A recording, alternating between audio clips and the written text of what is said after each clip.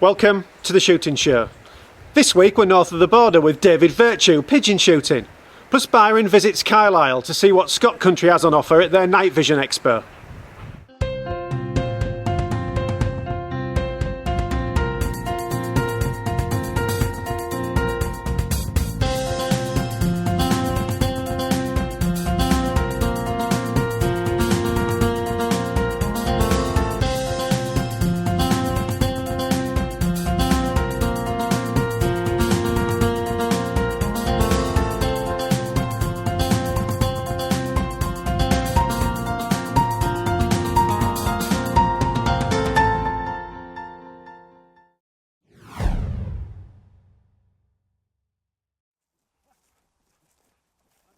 We joined David Virtue and his team for 2 days of pigeon shooting at the start of September.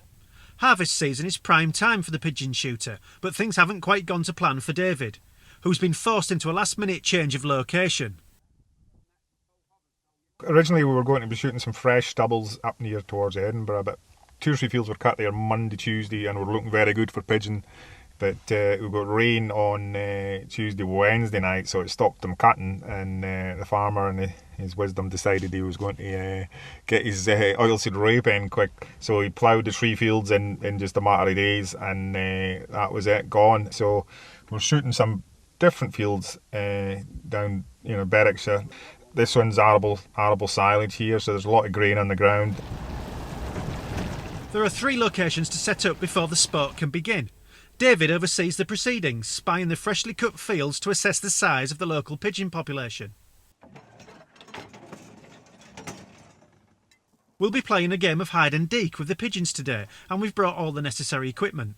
We've got flappers, magnets, fold-up decoys and even a few dead birds from the freezer.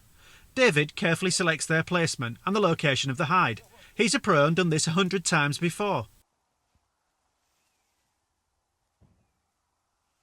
Setting up at the final location, the boys can't resist a cheeky shot or 2 before they head back to base camp. And after one false start, they get their first birds in the bag. That's all the fun they have time for, as they have to head back and rejoin David at the first location. We grab our guns and stoke them up with VIPs, but things are oddly quiet, with the pigeons staying well out of range. We anxiously wait for conditions to change.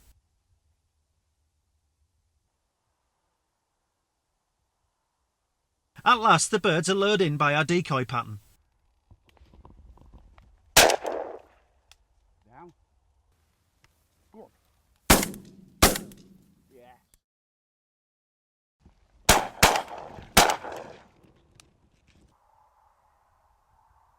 He's coming in.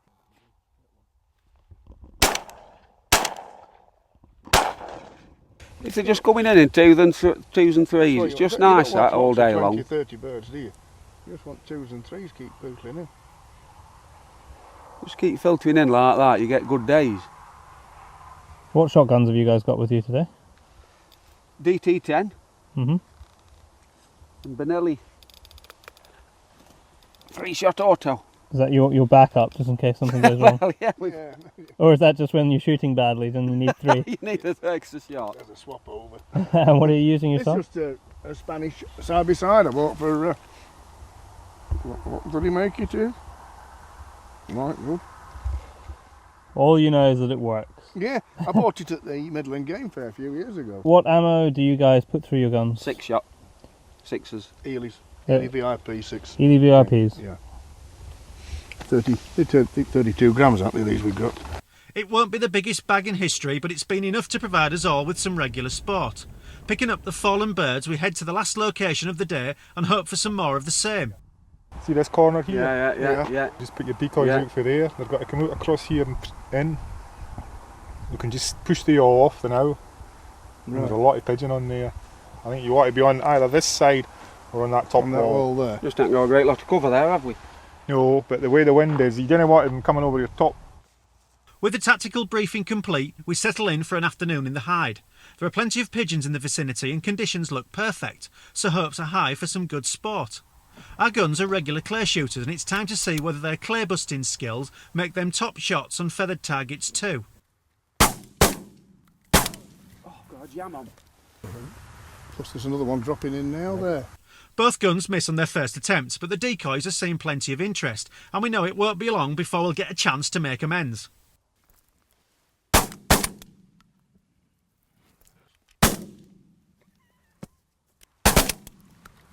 don't know who got it.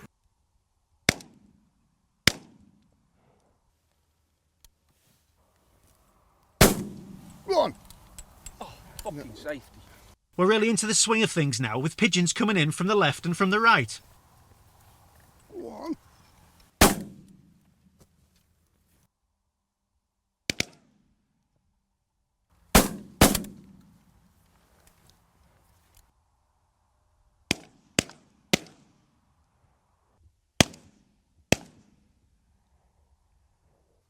The bag is beginning to swell and the afternoon isn't over yet. Following best decoying practice, we fix up our pattern using some of today's fallen birds. Then there's just time to reload before we get stuck back into the action.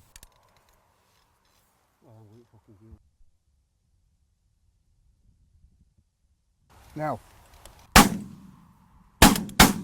Yeah. Fuck for that.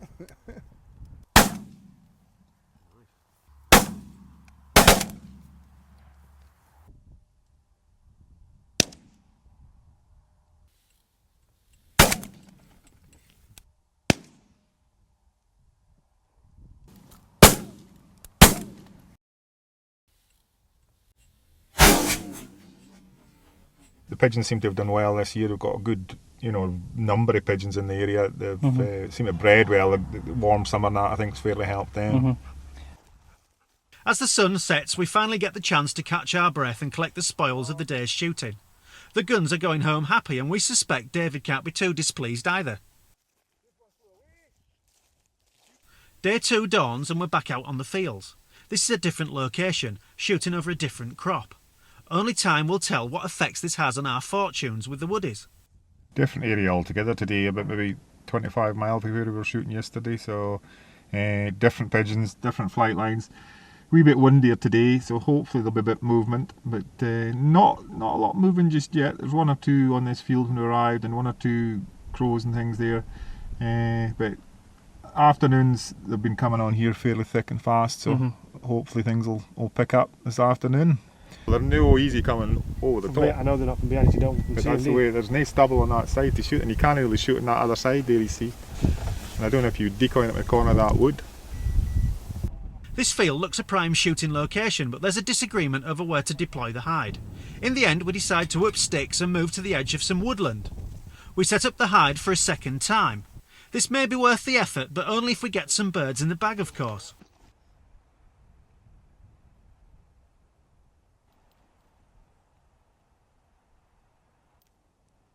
There's certainly no shortage of feathered quarry out there, with a swelling pigeon population and quite a few corvids too.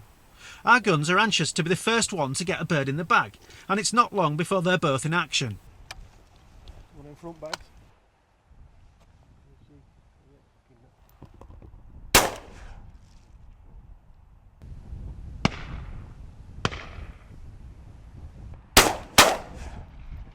Over the years, the pigeons have just more and more numerous. I think it's the crops, the winter crops have went in, the rape, and since the 60s, 70s, 80s, the whole population of pigeons have just kept on rising, and the numbers that through summer breeding are huge, but in the winter time, obviously, got a lot of foreign pigeons coming in as well, and the numbers are swelled in the winter to tens of thousands really in the area. What is the kit that you would not go without if you were going decoying pigeons? I always in the up here still use magnets, and some folks say the magnets will not work, but we still find the magnets work here. The pigeons up in this area aren't overshot, and probably always use a magnet. A floater, use some of these crisp green floaters, very, very good.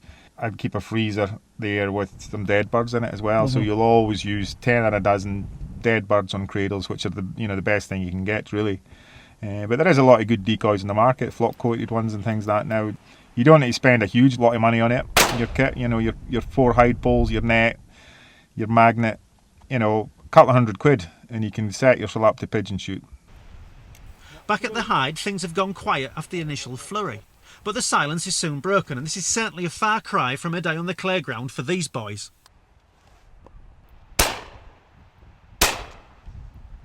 Calm down, baby, you're dead.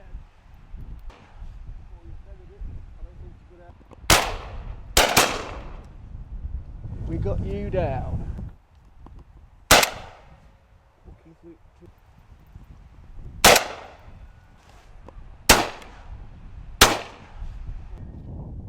Shot about, what, 18 or something? Right place at the right time. There were two guns in front of us, and did they shoot 34 bird? Yeah. And we were just one field behind them. Yeah. We couldn't believe it. How much of the skill of shooting clays would you say is transferable to shooting pigeons? Or is it a None. completely different game? Completely different. Yeah. Totally different. It takes your first 2 or 3 hours Yeah. to get back into shooting live game than clays. What's different about it? What do you have to hone? With a clay, you just give it lead all the time. Yeah. 'Cause it's going in one place. You know the direction. They know exactly where they're going. With a pigeon, they're just jinking about all over the place. Totally different. A lot of guys that possibly haven't shot pigeons come and shoot pigeons and thoroughly enjoy it, and I would say it's one of the best wild sports you can get. It's you know, you've got to use your skill and cunning to get the pigeons to actually come in to decoy, and then you've got to actually be able to shoot them as well, because once that pigeon sees you, it's gone. In a flash, it's gone. And very, very difficult shooting. If you get somebody that can consistently shoot pigeons, they're a very, very good shot. David there, proving he's a dab hand at the do's as well as at the deer stalking. And now, the Shooting Show News. This is the Shooting Show News. The red deer rut is an increasingly key attraction for Scottish tourism, says Scotland's tourism body Visit Scotland. Demand for deer stalking and non-shooting safaris is reportedly increasing, with the rut providing a boost to visitor numbers at a time when tourism is typically beginning to slow. Visit Scotland's Mike Cantley said that wildlife tourism was worth around £270 million to the economy. More deer news in the next issue of Sporting Rifle. The Countryside Alliance has warned that the lobbying bill could effectively shut it down for a year. The bill, currently making its way through Parliament, could prevent charities from campaigning on key issues if they are judged to be of electoral significance. This could mean many of the Alliance's campaigns become prohibited simply because it is an election year. An Alliance spokesperson said legislation which stifles comment and debate and discourages political engagement must not be allowed to go ahead. The charity Growing Rural Enterprise has revealed the next phase in the disabled airgunning boom. Speaking at a noisy Midland Game Fair, the charities Nick Platt and Mark Clark told the Shooting Show about industry support for the first Wellies Project event, held last month, and they gave us a preview of what's to come. We held a day a few weeks ago in Lichfield where we had about 30 shooters who actually took part in the programme and had a really successful day. So I'd like to thank all the sponsors on the day. Without you, the day would never have happened, and we cannot take the group any further without the sponsors' donations, which range from Armex, SMK Sports, BSA Guns, ASI, we had NiteSite boys, and a few others who off the top of my head I can't think of. But I would like to thank everybody who was involved for donating, and look forward to doing it again next year. We're going to take this as a road show, take this project on the road. So we've got trained staff as range coaches, we've got all the equipment, we've just acquired a vehicle as well now. So we'll be able to take all of our equipment out and do events that it's sort of become one of the fastest growing areas with people with disabilities. More airgunning news in Airgun Shooter magazine. The government has brushed aside claims that badger cull targets will not be met during the 6-week trial period. Reports suggested that only 100 badgers had been shot in Somerset 2 weeks into the cull, way off track for the target of roughly 2,500 in each cull area. However, those reports have not been confirmed. A solicitor for those involved with the cull said they would have no problem achieving the quota. And finally, another mobile phone provider has removed its restrictions on shooting websites after discussion with Basque. TalkTalk had automatically categorised many lawful shooting sites as for over 18s only, but it has now joined Vodafone and Virgin Mobile in removing shooting websites from its blacklist. Basque said it looked forward to continuing to work with TalkTalk, and it was committed to removing unnecessary restrictions on shooting content. Follow the link on screen to report a blocked website. That was the Shooting Show News.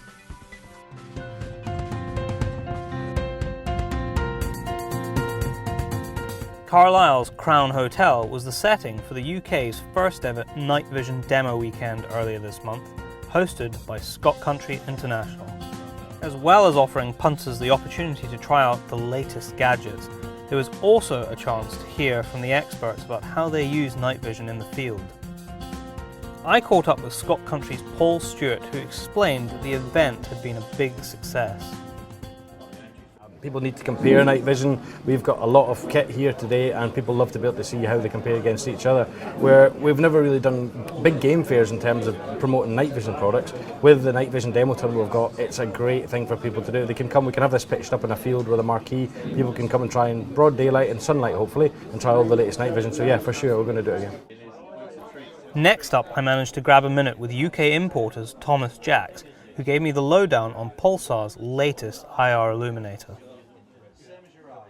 We've moved back to using an LED diode, but to a much higher spec and a much higher output. It's actually made by a European military defence supplier, incorporating specialised optics that will actually give us the sort of range capabilities that we were getting from lasers, but where different legislations come in with regards to laser eye safety, it negates those problems, and not having to use filters for eye safety for lasers, we're actually getting the same power output and less interference with digital products. We're getting the power capabilities of a laser, but out of an LED. It's focusable, it's collimatable, it's adjustable in terms of output, it's got all the features you need, it's got the weaver rail built in, it's small and compact. You know, on a model such as a N750, you'll pick the lights up out to several hundred meters. It doesn't necessarily mean that you're going to be able to take a shot to discern your target at a greater distance. You'll see there's something there, certainly. Having the flexibility with regards to the gain control, easily accessible by the rear stat here on the side, means you can control the image, not get white out, and it's a dramatic improvement. Elsewhere, Jake Hallwell from NiteSite was showcasing an interesting new addition to the British company's range, the handheld spotter. This is the NiteSite spotter, handheld unit as opposed to our usual rifle-mounted units. This will see even further than the NS200. It'll see up to 400 meters, probably more. You know, we test it as far as we can, but it'll see eyes 800-900 meters out. It's a very simple unit. Turns on at the front. You've got zoom. You've got focus, only handheld unit in the world right now that will zoom in, especially up to 16 times. So you can spot something 400 meters out and zoom right into it and get a clear definition of exactly what you're looking at. Adjustable illumination, as comes with standard with all the NiteSite units. Battery will last 2 hours, absolutely minimum, fully rechargeable. You can plug in another power source if you want. Basically, for £899, it's the single best spotting unit on the market that you're going to find. The perfect team up with the NiteSite 200, but if you've got any other night vision from any other manufacturer, it's the perfect team up with them as well, because like the NiteSite, it uses infrared instead of ambient light to illuminate what you need to see. Therefore, if you shine that infrared out in front of anything, in front of any other night vision unit, it'll help it. We officially launching and showing it off properly for the first time here with Scott Country, and we're shipping out to all of our stockists next week, so get speaking to anyone who's an NiteSite stockist and get your orders in. Sporting Rifles' very own Mike Powell was a busy man at the expo, offering his pearls of wisdom on the development of night vision technology as one of the expert speakers. He also found time to grill Paul as he demoed the new improved Ford DFA 75 from Pulsar. The zeroing of the device is much easier to use now. Instead of having to recalibrate it and reset your horizon. That was a bit of a problem. It was, yeah, absolutely. Thanks to Byron, that was sorted at the time. There's a dial-in system now where you tell the device what your rifle's zeroed at. So if you got it in your 178 HMR zeroed at 100 metres, you tell it 100 metres. You put it on your 22-250 zeroed at 150 metres, you dial in 150 metres and off you go. So at the moment we're we don't have the built-in Pulsar illuminator on there. We're using the external Night Master. Right. Now before, when you look through the device, you would have little icons along the bottom, so you can adjust your secondary reticle down left right to 0. Yep. But now you have a little click wheel at the side, click wheel at the side. You select through the menu functions. You hold down the menu button and you can scroll through all the functions, and you can set your distance, and you literally click through the wheel and you will see 100 metres, 200 metres, you dial in where you want to go, check your alignment, and that's you ready to rock and roll. While would-be customers tried out the products on offer, Darren Perks talked me through SpyPoint's brand new BF10 HD. For 2013, SpyPoint have brought out the BF10 HD. BF stands for Black Flash. It's 10 megapixels and it's a 720 HD wildlife camera. The camera is it's been completely sort of reconfigured, if you like, and the difference with the last year's models, which will be the HD10, is that this uses black LEDs rather than the red LEDs. Red LEDs, we know that foxes can see the glow when they're close to the camera, and humans can see it. With the black flash technology, it completely eliminates that, and the foxes can't see it and humans can't see it, which is great not only for watching wildlife but also for security and surveillance applications. £235.99, you can get it from Scott Country International. Well, that's it for this week. Thanks for watching. We're out every Monday, 7:30 PM UK time. This is The Shooting Show.